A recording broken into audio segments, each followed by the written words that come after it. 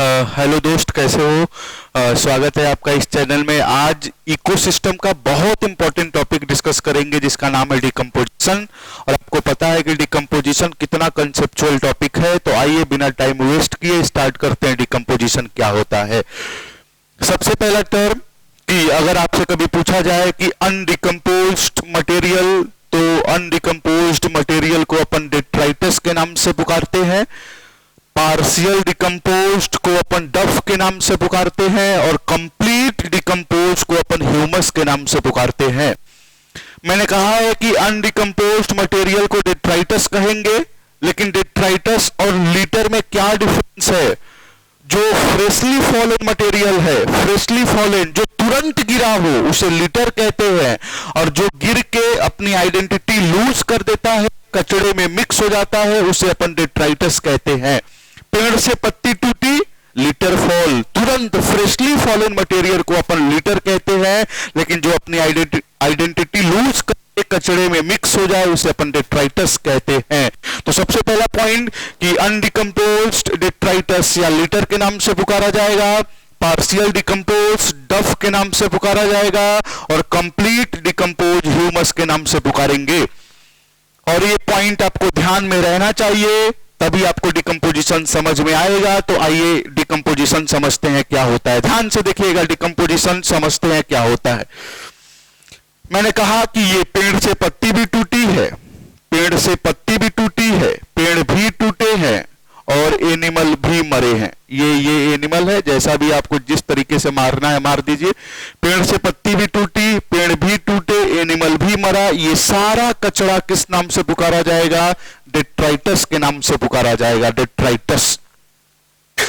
Bacteria fungi को मना नहीं है, आओ खाओ, लेकिन हम डिकम्पोजिशन का प्रोसीजर समझने के लिए पढ़ रहे हैं। तो सबसे पहले उनको बुलाया जाएगा जो कॉम्प्लेक्स, जो बड़े पार्टिकल को छोटे में बदलते हैं। रिपीट करता हूं, क्या मैंने क्या कहा है कि बैक्टीरिया फंजाई को मना नहीं है, आओ खाओ, लेकिन हम डिकम्पोजिशन का स्टेप समझने के लिए पढ़ाई कर रहे हैं। तो सबसे पहले उनको बुलाया जाएगा जो बड़े पार्टिकल को छोटे में बदलते हैं। अब आप कहिएगा सर आपके बुलाने से थोड़े कोई आएगा। बिल्कुल एग्जैक्टली बात सही है, हमारे बुलाने से कोई नहीं आएगा, लेकिन मैं आपसे बार बार कह रहा हूं ना कि हम स्टेप समझने के लिए पढ़ाई कर रहे हैं। तो उन एनिमल को बुलाया जाएगा जो बड़े पार्टिकल को छोटे में बदलते हैं।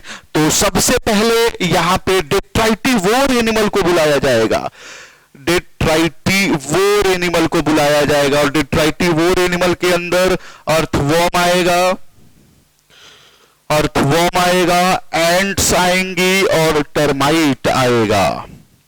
और जब डेट्राइटिवोर एनिमल आएंगे तो बड़े पार्टिकल को किस में बदल देंगे? छोटे पार्टिकल में बदल देंगे। बड़े को छोटे में बदलना फ्रेगमेंटेशन के नाम से पुकारा जाता है। कौन से नाम से पुकारा जाएगा? फ्रेगमेंटेशन के नाम से पुकारा जाता है। एक पॉइंट और सुनिएगा ध्यान से, बड़े को छोटे में बदलना फ्रेगमेंटेशन के नाम से पुकारा जाएगा। अब इसके ऊपर बैक्टीरिया फंजाई की एक्टिविटी चालू होगी। आओ बैक्टीरिया फंजाई, ये रहे बैक्टीरिया और फंजाई, बैक्टीरिया और फंजाई। बड़े को छोटे में बदलना क्या कहलाता है? डफ के नाम से पुकारा जाता है। पार्शियल डिकम्पोज डफ के नाम से पुकारा जाएगा। अब बैक्टीरिया फंजाई आएंगे, डफ को और छोटे पार्टिकल में बदलेंगे, तो हमारे डिकम्पोजिशन का दूसरा स्टेप हो जाएगा, जिसको अपन कैटाबोलिज्म के नाम से पुकारते हैं, जिसको अपन कैटाबोलिज्म के नाम से पुकारते हैं। बैक्टीरिया फंजाई की आदत आपको पता है, वो कॉम्प्लेक्स ऑर्गेनिक मैटर को सिंपल में बदलते हैं, और जब कॉम्प्लेक्स ऑर्गेनिक मैटर को सिंपल में बदला जाता है तो इनऑर्गेनिक मिनरल फ्री हो जाता है। तो बैक्टीरिया फंजाई इस कॉम्प्लेक्स ऑर्गेनिक मैटर को किस में बदल रहे हैं? सिंपल में। इस कॉम्प्लेक्स ऑर्गेनिक मैटर को सिंपल में बदल रहे हैं, और जब कॉम्प्लेक्स ऑर्गेनिक मैटर को सिंपल बदलेंगे तो इनऑर्गेनिक मिनरल क्या हो जाएगा? इनऑर्गेनिक मिनरल फ्री हो जाएगा। कॉम्प्लेक्स ऑर्गेनिक मैटर को सिंपल में बदलना क्या कहलाता है? ह्यूमस कहलाता है। और ह्यूमस का बनना क्या कहलाता है? ह्यूमिफिकेशन कहलाता है। रिपीट करता हूं, कॉम्प्लेक्स ऑर्गेनिक मैटर का सिंपल में बदलना ह्यूमस कहलाता है और ह्यूमस का बनना ह्यूमिफिकेशन कहलाता है। और जब कॉम्प्लेक्स ऑर्गेनिक मैटर को सिंपल में बदला जाएगा तो इनऑर्गेनिक मिनरल फ्री हो जाएगा। ये रहा इनऑर्गेनिक मिनरल, आईएम का मतलब इनऑर्गेनिक मिनरल क्या हो गया, फ्री हो गया। और इनऑर्गेनिक मिनरल का फ्री हो जाना मिनरलाइजेशन कहलाता है, मिनरलाइजेशन कहलाता है। रिपीट कर रहा हूं कि कॉम्प्लेक्स ऑर्गेनिक मैटर का सिंपल में बदलना ह्यूमस कहलाता है, ह्यूमस का बनना ह्यूमिफिकेशन कहलाता है। और जब कॉम्प्लेक्स ऑर्गेनिक मैटर सिंपल में बदलेंगे तो इनऑर्गेनिक मिनरल फ्री हो जाएगा और इनऑर्गेनिक मिनरल का फ्री होना मिनरलाइजेशन कहलाता है। तो ह्यूमस क्या है अगर आपसे पूछा जाएगा तो ह्यूमस सिंपल ऑर्गेनिक मैटर है, सिंपल ऑर्गेनिक मैटर है। नेक्स्ट पॉइंट सुनिएगा, मैंने कहा अचानक तेज रेनफॉल आ गई। रेनफॉल मतलब कि बारिश आई है, अचानक तेज बारिश आई है। और जब बरसात आएगी तो inorganic mineral, water soluble inorganic mineral नीचे की तरफ चले आएंगे। वाटर सॉल्युबल इनऑर्गेनिक मिनरल नीचे की तरफ चले आएंगे, वाटर सॉल्युबल इनऑर्गेनिक मिनरल नीचे की तरफ चले आएंगे। इस प्रोसीजर को अपन किस नाम से पुकारते हैं? इस प्रोसीजर को अपन लीचिंग के नाम से पुकारते हैं। मैंने कहा कि कॉम्प्लेक्स ऑर्गेनिक मैटर को सिंपल में बदलना ह्यूमस कहलाता है, ह्यूमस का बनना ह्यूमिफिकेशन। और जब कॉम्प्लेक्स ऑर्गेनिक मैटर सिंपल में बदलेंगे तो इनऑर्गेनिक मिनरल फ्री हो जाएगा और इनऑर्गेनिक मिनरल का फ्री होना मिनरलाइजेशन कहलाता है। तो ये ह्यूमिफिकेशन और मिनरलाइजेशन कैटाबोलिज्म के सब पार्ट हैं। ये पहला हुआ तो ये दूसरा हुआ। अचानक तेज रेनफॉल आई, जब अचानक तेज रेनफॉल आएगी तो inorganic mineral, water soluble inorganic mineral नीचे की तरफ चले आएंगे। This is known as leaching. मैं लीचिंग का डिफिनीशन बोलता हूं, ध्यान से सुनिएगा। Downward movement of inorganic mineral, downward movement of inorganic mineral along with water क्या कहलाएगा? लीचिंग कहलाएगा। मैंने ओनली नहीं कहा, ऑर्गेनिक भी जाएगा, लेकिन इनऑर्गेनिक ज्यादा जाता है, तभी डिफिनीशन में इनऑर्गेनिक टर्म यूज हो रहा है। Downward movement of inorganic mineral along with water, मैंने ओनली इनऑर्गेनिक नहीं कहा, ऑर्गेनिक भी जाएगा, लेकिन इनऑर्गेनिक ज्यादा जाता है, इसलिए डिफिनीशन में इनऑर्गेनिक टर्म यूज हो रहा है। तो यहां तक ये स्टेप आपको ध्यान में रखना है, एकदम ध्यान से सुनिएगा एकदम। मैंने ये आपको स्टेप वाइज समझाया है, मैंने आपको ये स्टेप वाइज समझाया है, लेकिन जब आप किसी नए एरिया में जाएंगे, शब्दों पे ध्यान देना कि मैंने क्या कहा कि मैंने ये आपको स्टेप वाइज समझाया है, लेकिन जब आप किसी नए एरिया में जाएंगे या किसी भी एरिया में जाएंगे तो सब कुछ एक साथ ही होता है। रिपीट कर रहा हूं, मैंने आपको ये स्टेप वाइज समझाया है, लेकिन जब आप किसी एरिया में जाएंगे तो सब कुछ एक साथ ही होता है। ऐसा थोड़ी है यार कि पहली बार पेड़ से पत्ती टूटी है, आओ अर्थवर्म आओ, पीछे रहो, बैक्टीरिया फंजाई, अच्छा अर्थवर्म हो गया हट जाओ, बैक्टीरिया फंजाई आओ, बरसात हो जाओ, ऐसा थोड़ी होता है यार। अरे जिस टाइम पे फ्रेगमेंटेशन हो रहा हो उस टाइम पे लीचिंग हो सकती है, बरसात कोई कह के नहीं आती। पुराना इनऑर्गेनिक मिनरल भी तो है। जिस समय पे ह्यूमिफिकेशन हो रहा हो उस समय पे समझ लेना पेड़ से पत्ती टूट सकती है, पत्ती टूटने से पहले किसी से नहीं पूछती है साहब। अरे जिस समय पे फ्रेगमेंटेशन हो रहा हो उस समय पे ह्यूमिफिकेशन हो सकता है। तभी तो आपकी एनसीईआरटी भी कहती है कि डिकम्पोजिशन में all the steps are carried out simultaneously, सब कुछ एक साथ होता है। और मैंने आपको समझाने के लिए बताया है, मैंने आपको स्टेप वाइज समझाया है, लेकिन आप किसी एरिया में जाएंगे तो सब कुछ साथ हो जाएगा। अगर आपसे कभी पूछा जाए कि क्या डिकम्पोजिशन का यही स्टेप है, कह देना स्टेप बदल जाएगा, क्योंकि हर प्रक्रिया डिकम्पोजिशन की एक साथ होती है। जरूरी नहीं कि हर बार फ्रेगमेंटेशन पहले आए, लेकिन मैं फिर कह रहा हूं आपको समझाने के लिए पढ़ाया गया है। हमारे एनसीईआरटी का सीक्वेंस मैं बता देता हूं। हमारी एनसीईआरटी का सीक्वेंस क्या है? हमारी एनसीईआरटी का सीक्वेंस है कि इसने पहले लिखा है फ्रेगमेंटेशन, फ्रेगमेंटेशन, दूसरा इसने लिखा है लीचिंग, तीसरा इसने लिखा है कैटाबोलिज्म, चौथा इसने लिखा है ह्यूमिफिकेशन, ह्यूमिफिकेशन, और पांचवा हमारी एनसीईआरटी ने लिखा है मिनरलाइजेशन, मिनरलाइजेशन। तो अगर आपसे कहा जाए कि ये वाला स्टेप गलत है, नहीं, ये वाला स्टेप भी गलत नहीं है, ये भी नहीं गलत है। मैं फिर कह रहा हूं ना, एनसीईआरटी कहती है all the steps are carried out simultaneously, सब कुछ साथ होता है। अगर आपसे कहा जाए कि यही स्टेप सही है, नहीं, ये बदल भी सकता है, लेकिन हम पढ़ाई करते हैं तो पहले एनसीईआरटी को फॉलो करते हैं।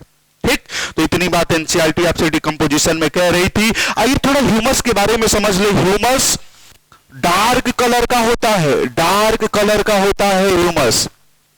दूसरा पॉइंट कि ह्यूमस कोलाइडल इन नेचर होता है, कोलाइडल नेचर का होता है, मतलब कि ये पानी को बांध के रखता है, अरे लीचिंग प्रिवेंट कर रहा है। और ये तीसरा हमारी एनसीईआरटी जो कहती है डार्क कलर, ये और ये एमॉर्फस होता है। एमॉर्फस का मतलब कि जिसका कोई शेप साइज ही ना हो, आपको केमिस्ट्री में पढ़ाया जाएगा। एमॉर्फस का मतलब जिसका कोई शेप साइज ही ना हो। ठीक, हमारी एनसीईआरटी की एक लाइन है, उसको पढ़ने के बाद बच्चों के दिमाग में थोड़ा कंफ्यूजन आता है। आइए उस लाइन को समझते हैं, हमारी एनसीईआरटी क्या कह रही है। ध्यान से सुनिएगा एकदम। ये हमारी एनसीईआरटी ने कहा है कि humus is highly resistant to microbial action, मतलब ह्यूमस के ऊपर माइक्रोब्स काम नहीं करते। फिर कहती है कि and undergoes decomposition at an extremely slow rate. पहले उसने कहा है कि ह्यूमस के ऊपर डिकम्पोजिशन काम नहीं करते, मतलब कि डिकम्पोजर काम नहीं करते। जब तुमने पहले कह दिया कि ह्यूमस के ऊपर डिकम्पोजर काम नहीं करते, तो फिर आगे स्लो रेट से कौन कर रहा है? अगर स्लो रेट से आगे कोई कर रहा है तो फिर किस बात का रेजिस्टेंट? तो आइए हमारी एनसीईआरटी क्या समझाने का प्रयास कर रही है उसको समझते हैं। ध्यान से देखिएगा। अगर मैं ग्लूकोज की बात करूं तो ग्लूकोज भी ह्यूमस है, ग्लूकोज भी ह्यूमस है, क्योंकि ग्लूकोज भी तो मोनोसेकेराइड है। जब ग्लूकोज का ब्रेकडाउन होता है तो CO2 प्लस वाटर में होता है। CO2 और वाटर का बनना ऑर्गेनिक कि इनऑर्गेनिक? एग्जैक्टली इनऑर्गेनिक है, इनऑर्गेनिक है। और इनऑर्गेनिक का बनना ह्यूमिफिकेशन की मिनरलाइजेशन, क्या होगा? मिनरलाइजेशन है, मिनरलाइजेशन है। जब पहली बार डिकम्पोजिशन हो रहा था तो A, B, C, D, E, F, G, H 1, 2, 3, 4 ये सारे बैक्टीरिया काम कर रहे थे। जब पहली बार डिकम्पोजिशन हो रहा था तो A, B, C, D, E, F, G, H 1, 2, 3, 4 ये सारे बैक्टीरिया काम कर रहे थे।